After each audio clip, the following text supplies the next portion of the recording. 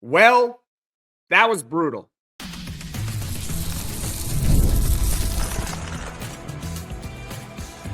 You are Locked On Syracuse, your daily podcast on the Syracuse Orange. Part of the Locked On Podcast Network, your team every day. It's March 1st, ladies and gentlemen. That means the madness is here. And my goodness, this ending between Syracuse and Virginia Tech was madness. Unfortunately for Syracuse, they did not come out on top. See, the madness is really only fun for either a neutral observer or the fan of a team that actually won the game. But for us Syracuse fans, this was a pretty brutal ending for the Orange. They go to Virginia Tech. They have a big lead in the second half. They blow it. They somehow manage to force overtime, and yet they crumble in overtime. They lose to Virginia Tech 101-95 in overtime. Hello, everyone. I'm Jackson Holzer, and this is Locked On Syracuse, and thank you for making Locked On Syracuse your first listen of every single day here on the Locked On Podcast Network, where it's your team every day, and we are free and available wherever you get your podcasts. And this is a post-game reaction podcast. We're going to talk about how the Orange really could have moved up in the ACC standings. And, well, after this loss, they pretty much blew it. The fact that the Orange blew a 13-point lead in the second half, we'll talk about some of the plays that led to them blowing a 13-point lead. We're also going to talk about the end-of-game sequence for Syracuse basketball, the good, which was forcing overtime, and the bad.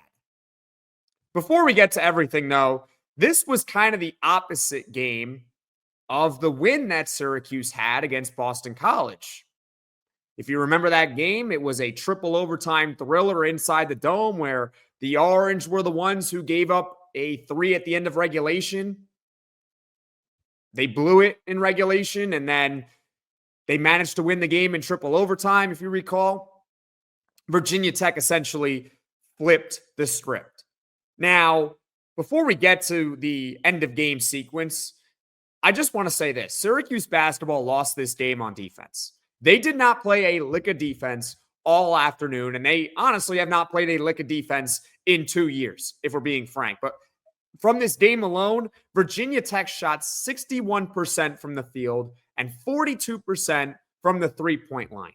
Virginia Tech, really, they are a middle-of-the-pack ACC team, and you made them look like Duke on offense in this one. Oh, by the way, Syracuse, Virginia Tech, they did not have their leading scorer in this one, Toby Lawal. He did not play. And yet still, I get it, it went to overtime. Virginia Tech scored 101 points. That is ridiculous. How about Jaden Schutt, the guard for Virginia Tech who had 20 points today? Well, he must be a really, really good player, right? Well, he's not a bad player, but heading into this game, he had 6 total points in his previous 4. Of course, today, against Syracuse, he manages to drop 20.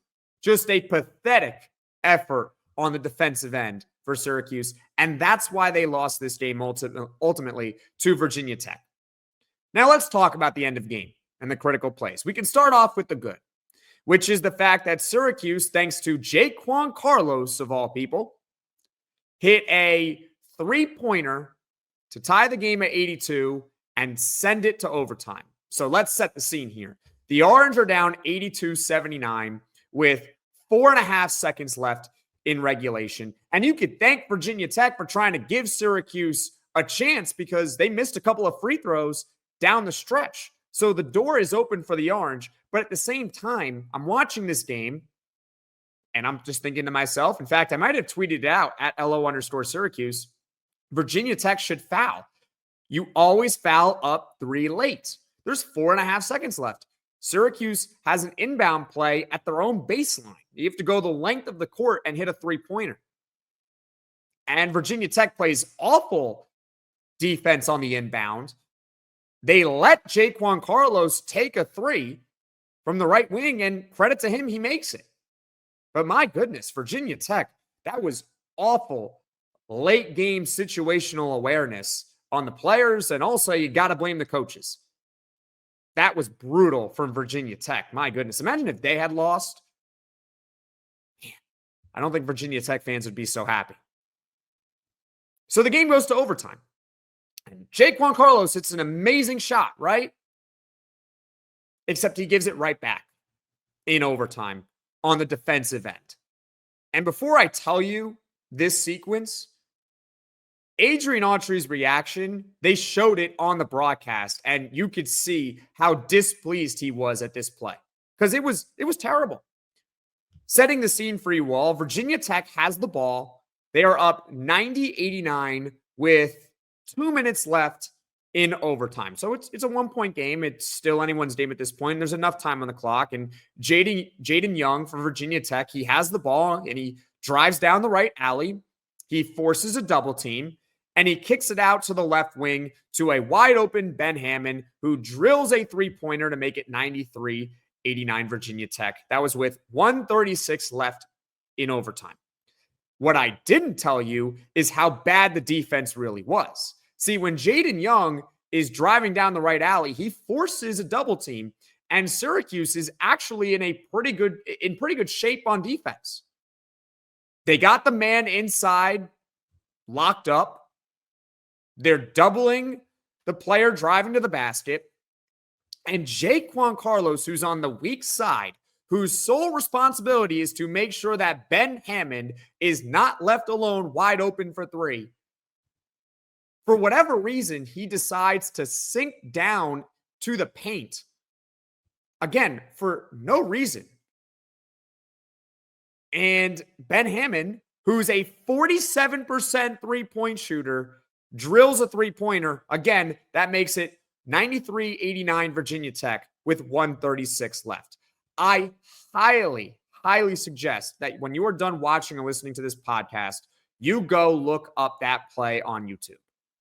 It was awful defense by Jaquan Carlos. So yeah, he hits the three to send it to send it to overtime, but then he just gives it right back because you let Ben Hammond, a 47% three-point shooter, all alone. And by the way, with Jaquan Carlos, that wasn't the first time in the game that he left Ben Hammond wide open for a three-pointer. It's a little bit of a different situation, and it was so early in the game.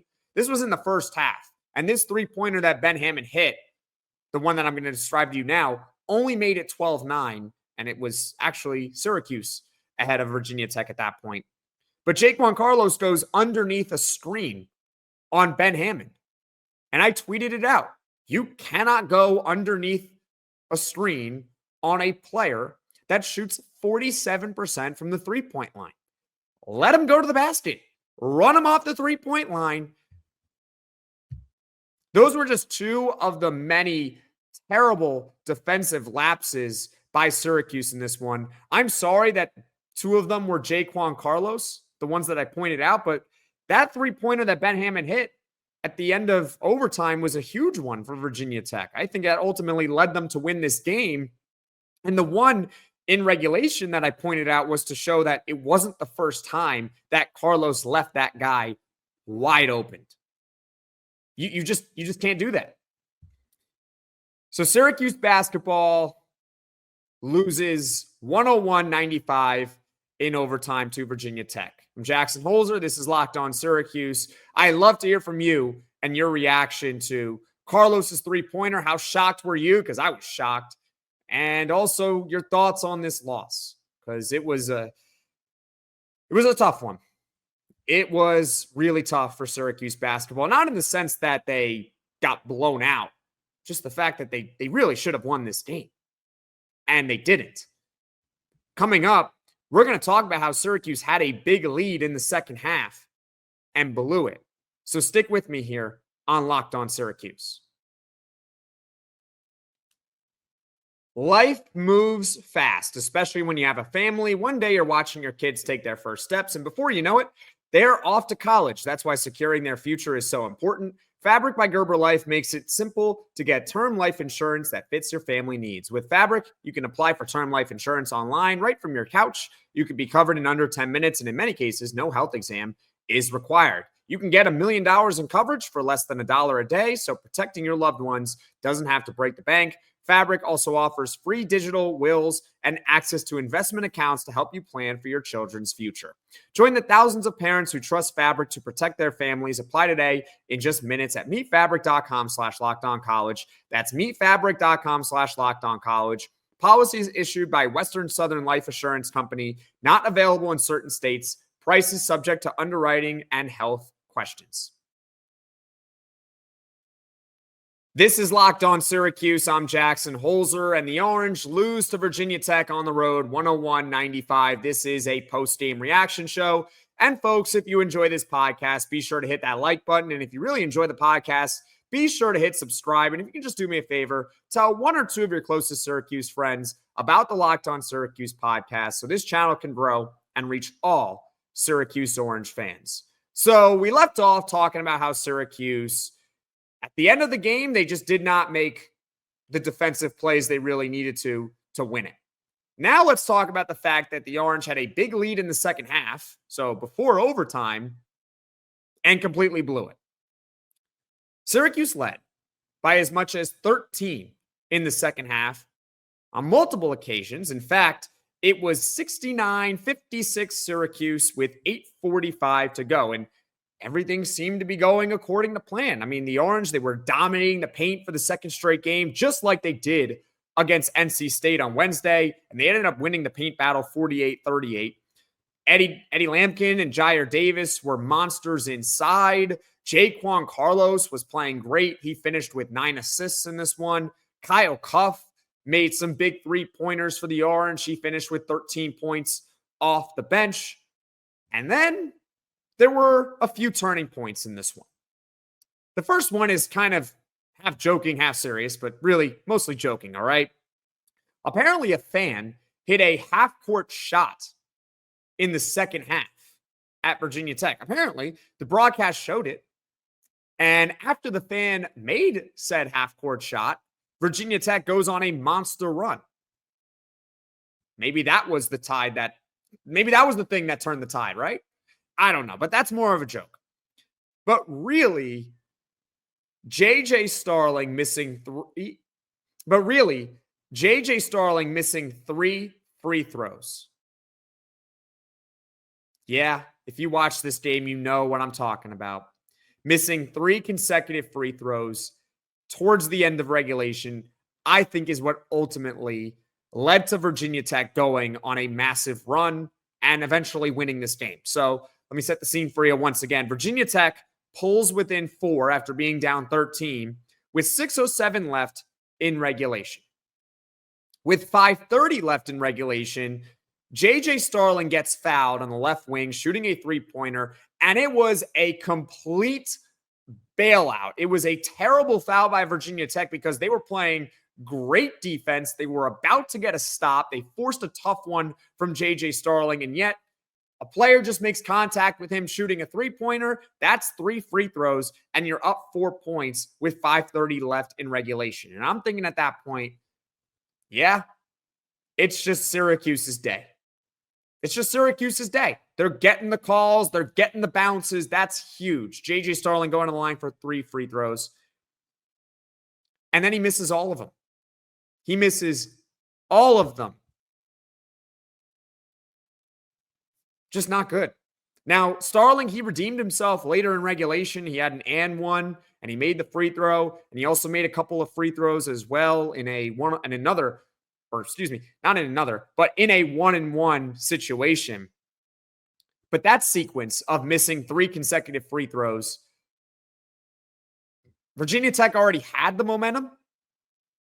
It looked like they were about to lose it because of that bad foul, but instead, they gained momentum because he missed the 3 free throws. Even if JJ Starling hits 2 of them, goes 2 for 3, that kind of quiets the crowd.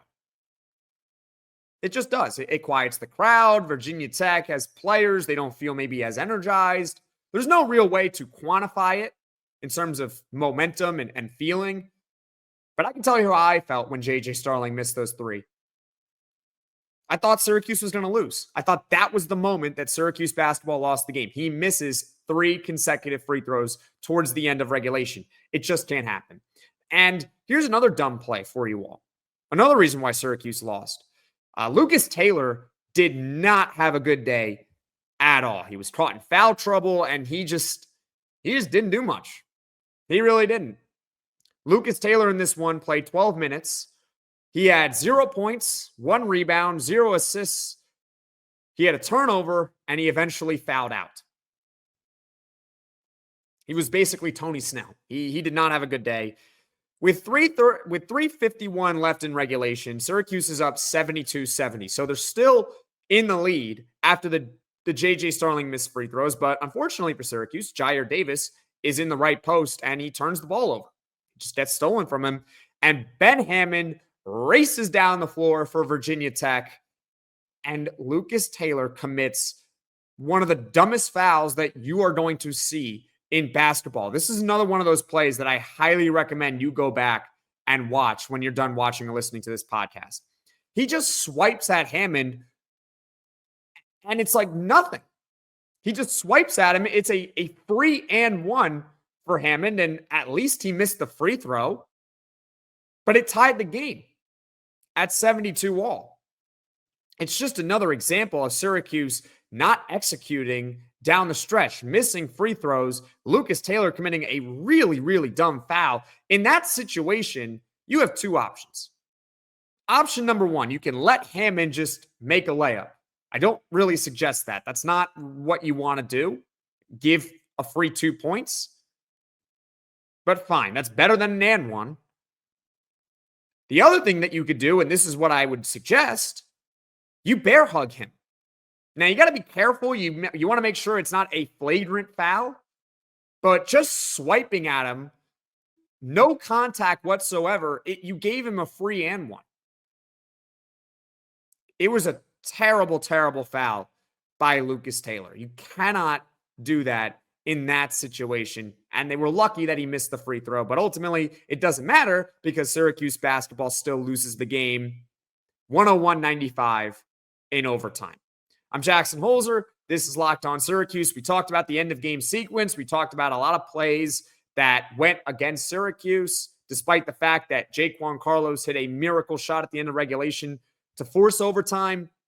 And this was just a really, really brutal loss for the Orange. And once again, I'd love to hear from you in the comments section below. What are your thoughts on Syracuse basketball's blown lead in this one? And just your reaction to the loss in general. It was just not fun. Not fun, this one. Coming up, we'll talk about the stakes of this game. The fact that Syracuse really could have moved up in the ACC, but instead they blew it. So stick with me here on Locked On Syracuse.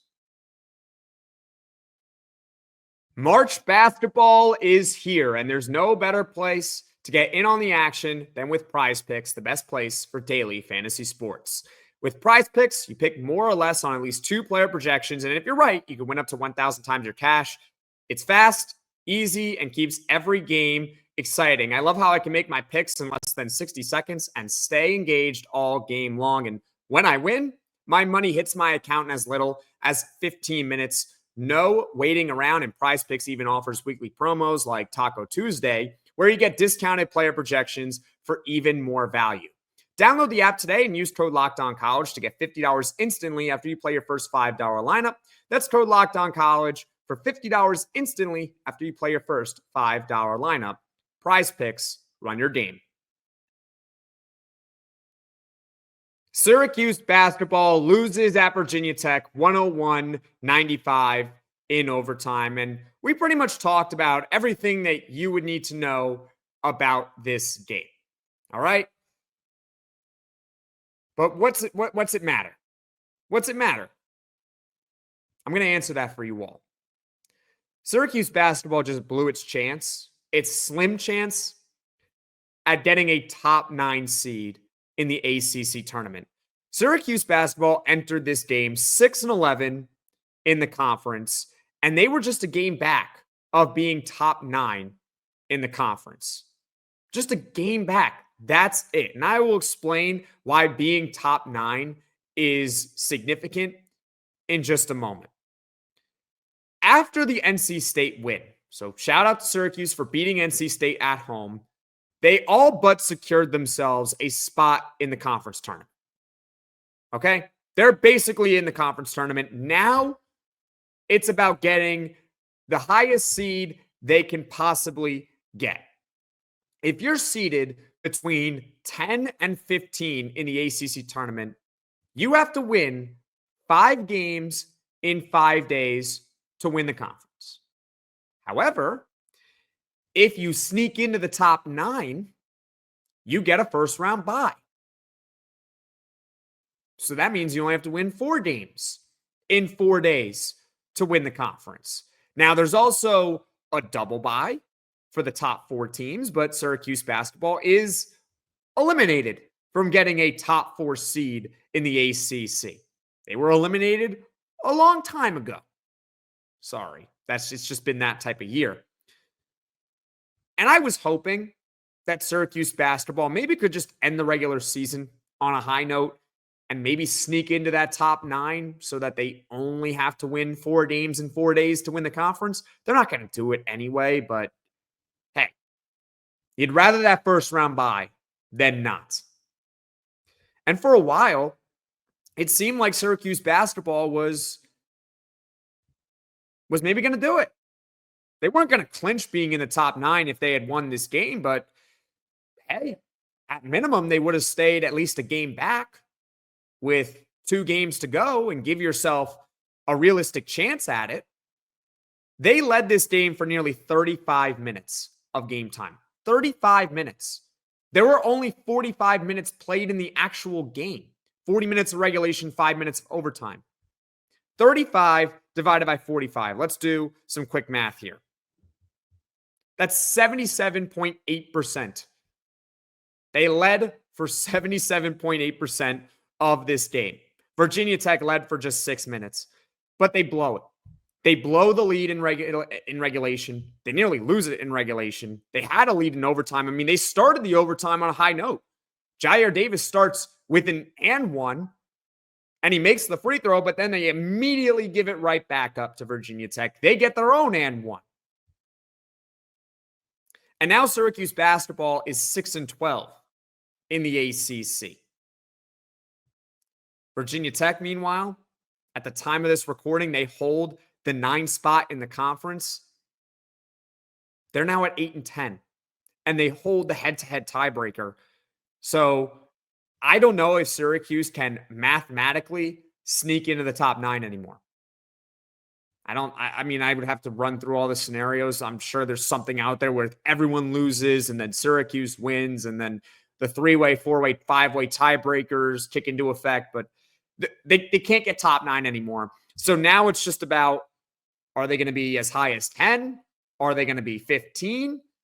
It really doesn't matter because at this point, Syracuse basketball, when they play in the conference tournament, they are going to have to win 5 games in 5 days. Do I believe they're going to win 5 games in 5 days? No. Did I think they could win 4 games in 4 days? No.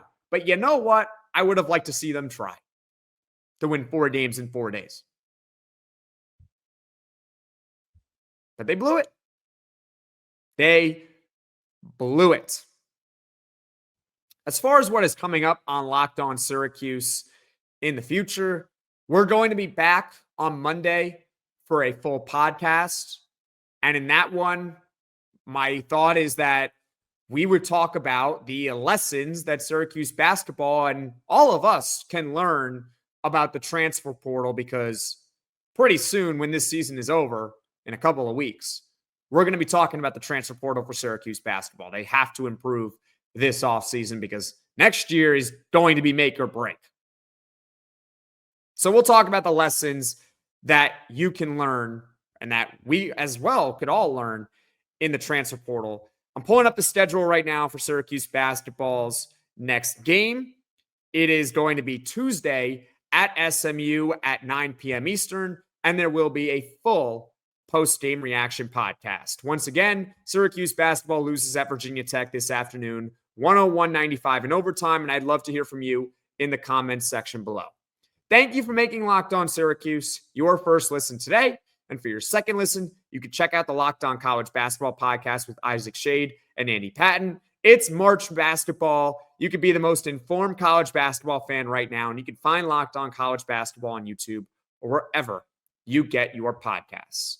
Folks, thank you all so much for watching. Thank you all so much for listening. If you like this podcast, be sure to hit that like button. If you really like the podcast, be sure to hit subscribe. Tell all your friends about Locked On Syracuse so this channel can grow and reach all Syracuse Orange fans. And I will see you all again soon.